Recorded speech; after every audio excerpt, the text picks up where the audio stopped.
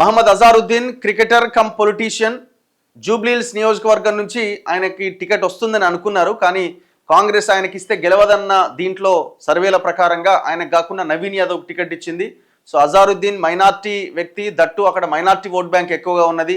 So ఆయన్ని సడన్గా పక్కన పెడితే మరి అది మైనార్టీలో తప్పుడు సంకేతాలు తీసుకెళ్లే అవకాశం ఉందన్న భావనతో ఆయనకి ఎమ్మెల్సీ గవర్నర్ కోటాలో ఎమ్మెల్సీగా ప్రతిపాదించారు. గవర్నర్ ఇంకా దాని మీద సంతకం పెట్టలేదు. ఈలోపుగా మైనార్టీ మంత్రి లేడు, ఇది కూడా ఎలక్షన్స్లో ప్రభావం చూపించే అవకాశం ఉంది.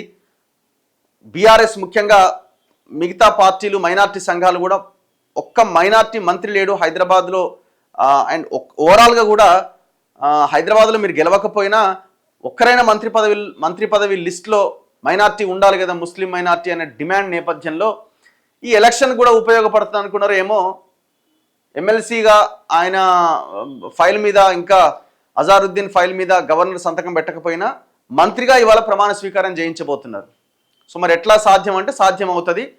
6 నెలల్లోపు చట్టసభల్లో కూర్చోవడానికి వీలుగా ఆయన ఎమ్మెల్సీగా కానీ ఎమ్మెల్యేగా కానీ అయి ఉంటే సరిపోతుంది.